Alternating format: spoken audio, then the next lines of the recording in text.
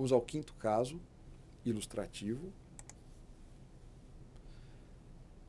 Paciente masculino com 82 anos de idade, é um paciente com histórico de diabetes, hipertensão, teve um AVE prévio, mas estava em reabilitação. Ele tinha uma dor crônica com uma claudicação neurológica em ambos os membros inferiores há mais ou menos uns 7, 8 anos. Então já era uma queixa que ele já tinha há bastante tempo, uma claudicação neurológica. Claudicação neurológica é o paciente não consegue caminhar por bastante tempo. Tem que sentar porque ele começa a ter sintoma neurológico. Sentou, melhora e ele progride na movimentação novamente. Que claudicação neurológica é um quadro muito sugestivo de estenose de canal, estreitamento do canal. Só que há 3 semanas ele veio com uma queixa que fugiu ao padrão da dor que ele havia já há 7, 8 anos, que era uma dor aguda de maior intensidade na região mais alta, na transição tóraco-lombar. E diferente da dor da claudicação neurológica ou neurogênica, que era uma dor lombosacral irradiada para membros inferiores, era uma dor que ela ficava restrita na região tóraco-lombar. Então a dor que ele se queixava é essa dor nova, que era mais importante, com uma discreta irradiação para o lado direito, e a dor crônica, que acabou ficando secundária nessas últimas 3 semanas, frente à intensidade da dor nova, tinha essa disseminação aqui glútea e acabava irradiando nas faces látero-posteriores de membro inferior, tanto o lado direito quanto o lado esquerdo. Exame físico desse paciente, ele tinha uma diminuição na amplitude de movimento, era uma diminuição dolorosa, principalmente quando a gente fazia a rotação de coluna. Ele tinha uma força muscular já diminuída globalmente, quase o paciente entrando na 9ª década de vida, sobretudo em membros inferiores. Então, aquela questão de fazer o paciente como controle dele mesmo, ele tinha uma força muscular diminuída, porém ela era assimétrica em membro inferior direito e membro inferior esquerdo. Ele tinha uma alteração de sensibilidade, uma sensibilidade diminuída em bota bilateralmente, e aí vale a pena lembrarmos que essas alterações de sensibilidade em bota e em luva, né, nas extremidades, falam muito mais a favor de uma polineuropatia do que uma radiculopatia.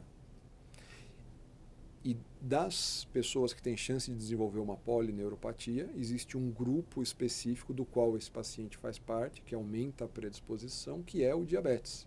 Então, paciente com diabetes e com uma alteração de sensibilidade em bota ou em luva, nos faz pensar muito mais numa polineuropatia, e até às vezes acaba falando uma polineuropatia diabética que foi desenvolvida, do que uma alteração de coluna vertebral.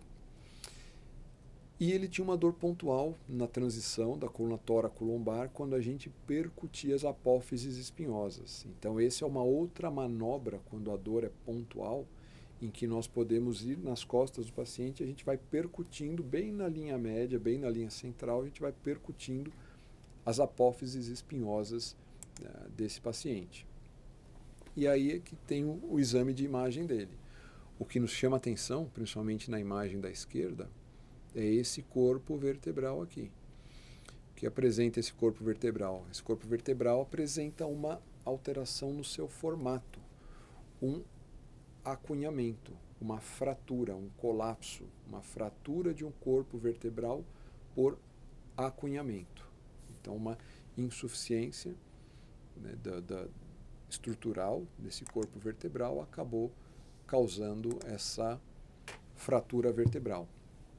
Nós vamos ter um momento para discutir a fratura vertebral, uma aula, na verdade, só sobre fraturas vertebrais, mas é importante do ponto de vista introdutório, até nesse contexto de uma aula de propedêutica da coluna, lembrar que às vezes o paciente, como esse caso, 88 anos, já tinha um quadro, 7, 8 anos de alteração, né, um exame com certeza com muitos achados do ponto de vista de estenose. Então certamente ele tinha dor miofascial por conta da contratura muscular já de longa data, tinha a alteração de sensibilidade em bota por conta da neuropatia diabética, tinha claudicação neurológica no histórico dele, tinha uma alteração global de força muscular. Então, é um exame cheio de achados.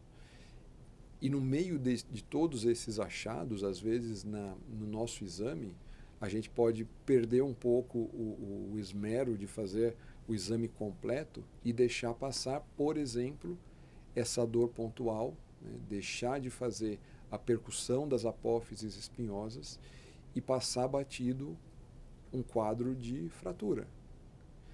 E um quadro de fratura num paciente idoso, às vezes passa desapercebido, por quê?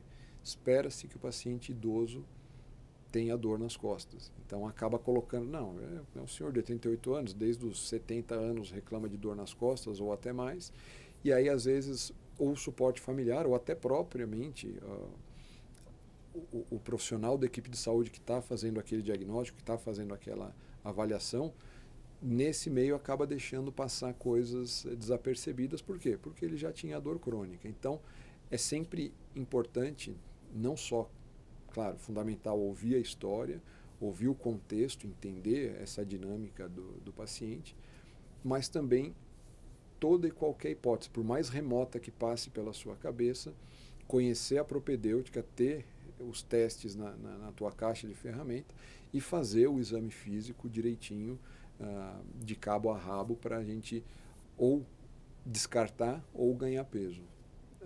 A hipótese é aquilo que você tem em questão, e lembrar de múltiplas hipóteses e múltiplas causas.